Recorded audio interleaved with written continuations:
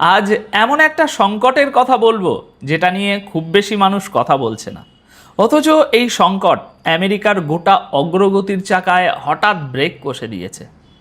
সংকটটা একটা গ্যাসকে ঘিরে, হিলিয়াম গ্যাস।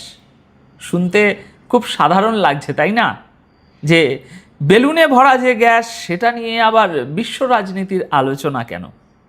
কারণ এই বিশ্লেষণ বলছে এই গ্যাসটা না থাকলে আধুনিক চিপ তৈরি হয় না, ক্ষেপণাস্ত্র তৈরি হয় না, আর এয়ার ডিফেন্স সিস্টেমের জন্য যে জিনিস দরকার সেটাও তৈরি হয় না। আর এই মুহূর্তে এই হিলিয়ামের চাবিটা যাদের হাতে, তাদের একজন হলো ইরান, আরেকজন হলো চীন।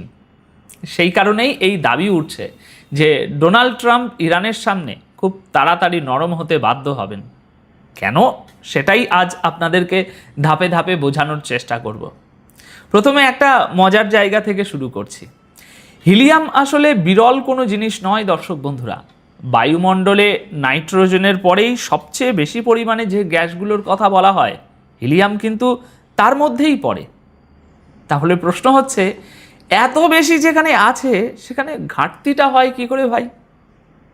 দর্শক বন্ধুরা, এই প্রশ্নের উত্তরেই গোটা গল্পটা লুকিয়ে আছে। তার আগে একটু বুঝে নেওয়া দরকার হিলিয়াম কেন এত কাজের। দেখুন, এই আলোচনায় হিলিয়ামের যে বৈশিষ্ট্যগুলোর কথা বলা হচ্ছে তার মধ্যে প্রধান দুটো। এক, এই গ্যাস আশপাশের তাপ খুব দ্রুত টেনে নিতে পারে। দুই, খুব বেশি তাপমাত্রাতেও এটা বাষ্প হয়ে যায় না। আর তার সঙ্গে আরেকটা গুরুত্বপূর্ণ দিক, এটা আগুন ধরায় না। এখন ভাবুন, আপনার হাতে এমন একটা গ্যাস আছে যেটা আগুন ধরায় না, অথচ গরম টেনে নেয়। আপনি এটা দিয়ে কি করবেন তাহলে? এমআরআই মেশিনে এর ব্যবহার আপনারা অনেকেই শুনে থাকবেন, কিন্তু আজকের দুনিয়ায় হিলিয়ামের সবচেয়ে গুরুত্বপূর্ণ ব্যবহারটা অন্য জায়গায়, মাইক্রোচিপ তৈরিতে। এখানে একটা বিষয় ভালো করে বুঝতে হবে। চিপ মানে হচ্ছে সিলিকনের একটা পাতলা চাকতি আর কি, যাকে বলে ওয়েফার। সেই ওয়েফারের উপর অত্যন্ত সূক্ষ্ম খোদাই করা হয়। আগেকার দিনে মানুষ যেমন বাসনের গায়ে টুকটুক করে মেরে নাম খোদাই করতো, খানিকটা সেই রকম ব্যাপার। তফাৎ হলো এখানে খোদাইয়ের কাজটা হয় পুড়িয়ে, আর পোড়ানোর মানেই প্রচণ্ড তাপ। এবার সমস্যাটা কোথায়? এত তাপে ওই ওয়েফারটাই নষ্ট হয়ে যেতে পারে। তাই খোদাই করার সঙ্গে সঙ্গে সেটাকে দ্রুত ঠান্ডা করতে হয়, এবং ঠান্ডা করতে হলে এমন কিছু দরকার যেটা তাপটার সঙ্গে সঙ্গে টেনে নিয়ে সরিয়ে দিতে পারে। আপনারা কম্পিউটারে হিট সিঙ্ক দেখে থাকবেন, অ্যালুমিনিয়ামের একটা টুকরো যেটা গরম টেনে নিয়ে বাতাসে ছেড়ে দেয়। কিন্তু তাপ যখন অনেক বেশি আর অনেক দ্রুত বেরোয়, তখন ধাতুর টুকরো এ কাজ চলে না। তখনই লাগে এই রকম ধরনের গ্যাস লাগে, যেটা সেই কাজটা অনায়াসে করতে পারে। আর আমাদের আলোচনার এই হিলিয়াম ঠিক সেই কাজটাই করে। আচ্ছা, এবার বুঝুন এই গ্যাসের যোগান কমে গেলে কি হয়। দেখুন, আজ পৃথিবীতে চিপের রমরমা। এআই চিপ, প্রসেসর, সব ধরনের মাইক্রোচিপ। এনভিডিয়া বিশ্বের সবচেয়ে বড় কোম্পানি হয়ে উঠেছে। টিএসএমসি, ইন্টেল, এইসব বড় বড় কর্পোরেট বিশাল বিশাল ফাউন্ডারি চালায়, যেখানে এই চিপগুলো তৈরি হয়। আর এই চিপ শুধু কম্পিউটার বা এআইয়ের জন্য নয়, আপনার জীবনের প্রায় প্রতিটা যন্ত্রে এটা আছে। মোবাইল ফোনে আছে, ফোনের স্ক্রিনের এই যে আলোটা, এই আলোটা পর্যন্ত মাইক্রোচিপের মাধ্যমে নিয়ন্ত্রিত হয়। তারপরেই আপনি পর্দায় এই ছবি দেখতে পাচ্ছেন। মাইক্রো সার্কিট যদি না বানানো যেত, তাহলে একটা কম্পিউটারের আকার হতো গোটা পাড়ার সমান। এই সূক্ষ্মতাটাই আধুনিক প্রযুক্তির ভিত্তি। কিন্তু আসল জায়গায় এবার আসা যাক। হিলিয়ামের ব্যবহার শুধু চিপে সীমাবদ্ধ নয়। রকেটের ভিতরে, ক্ষেপণাস্ত্রের ভিতরে জিনিসপত্র যাতে অতিরিক্ত গরম হয়ে না যায়, সেটা ঠান্ডা রাখতেও হিলিয়াম কাজে লাগে। অর্থাৎ প্রতিরক্ষা শিল্পে এর গুরুত্ব বিরাট। আর এই আলোচনার মূল দাবিটা এখানেই। বলা হচ্ছে আমেরিকার হাতে এই মুহূর্তে যথেষ্ট অস্ত্র নেই। নতুন অস্ত্র বানাতে হলে হিলিয়াম ছাড়া সেটা সম্ভব নয়। তাহলে এবার প্রশ্ন হচ্ছে, হিলিয়াম কোথায়? দর্শক বন্ধুরা, এখানেই ইরানের নাম চলে আসে।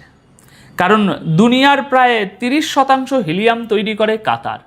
আর কাতার থেকে সেই হিলিয়াম বেরিয়ে আসার পথ হরমুজ প্রণালী। আর সেই হরমুজ প্রণালী এখন বন্ধ। পথ বন্ধ মানে হিলিয়াম বেরোতে পারছে না। কিন্তু গল্পটা এখানেই শেষ নয়, বরং এর পরের অংশটাই সবচেয়ে গুরুত্বপূর্ণ। হিলিয়াম আটকে গেলে সেটা শুধু দাঁড়িয়ে থাকে না, নষ্ট হয়ে যায়। কেন? কারণ হিলিয়াম ট্যাঙ্কারে ভরার পর সেটা 30 থেকে 45 দিনের মধ্যে ব্যবহার করে ফেলতে হয়, না হলে ওর ভিতরে চাপ বাড়তে শুরু করে, আর চাপ বেড়ে গেলে সেটাকে বাতাসে ছেড়ে দেওয়া ছাড়া আর কোনো উপায় থাকে না। অর্থাৎ ট্যাঙ্কারে ভরা যে হিলিয়াম দাঁড়িয়েছিল সেটা বের করে দিতে হয়েছে। মজুদ শেষ, উৎপাদনের ক্ষমতাও আটকে আছে। এবার মিলিয়ে নিন, যে আমেরিকার অস্ত্র ভাণ্ডার অনেকটাই খালি হয়ে গেছে, নূতন অস্ত্র বানানোর জন্য তার হাতে হিলিয়ামও নেই, এবং সংকট শুধু হিলিয়ামের নয়, চীনের দিক থেকে ক্রিটিক্যাল মিনারেলের ঘাটতিও রয়েছে। এগুলো সেই সব বিরল খনিজ পদার্থ যা ছাড়া সেমিকন্ডাক্টর শিল্প চলে না। চীন সেই সরবরাহ আটকে রেখেছে বলা যায়। আর ঠিক এই জায়গাতেই এখন নতুন একটা গোলমাল তৈরি হয়েছে। গোটা ছবিটা একসঙ্গে দেখুন, সব বুঝতে পারবেন। আমেরিকার হাতে যে অস্ত্র ছিল সেটা অনেকটাই ফুরিয়েছে। নতুন অস্ত্র বানাতে যে কাঁচামাল দরকার তার একটা বড় অংশ ইরানের কারণে আটকে, আর একটা বড় অংশ চীনের হাতে আটকে। আর সেই কাঁচামাল অন্তত 1 থেকে 1.5 মাসের মধ্যে পাওয়ার সম্ভাবনা খুবই কম। ধরুন কাল কোনো ছোট বড় সংঘাত বেঁধে গেল, উত্তর কোরিয়া হোক, ইরান হোক, রাশিয়া হোক বা চীন। আক্রমণের ধরনটা মোটামুটি একই, ক্ষেপণাস্ত্র ছুড়বে, রকেট ছুড়বে, যুদ্ধবিমান পাঠাবে। এবার এর জবাব কি? জবাব হলো এয়ার ডিফেন্স সিস্টেম। আকাশ থেকে কিছু আসা দেখলে সঙ্গে সঙ্গে সেটাকে গুলি করে নামিয়ে দেওয়া। কিন্তু এখানেই তো আসল সমস্যা। এয়ার ডিফেন্স সিস্টেম হলো ধনুক, আর সেই ধনুক থেকে যে তীরটা ছুটতে হয় সেই তীরই যদি না থাকে, আর সেই তীর বানানোর কাঁচামালের অর্ধেক আটকে ইরানের কারণে, বাকি অর্ধেক আটকে চীনের কারণে, এই সংকটের ছাপ কিন্তু শুধু প্রতিরক্ষায় পড়ছে না, বড় বড় কর্পোরেটও চাপে। ইন্টেল প্রসেসর যদি পর্যাপ্ত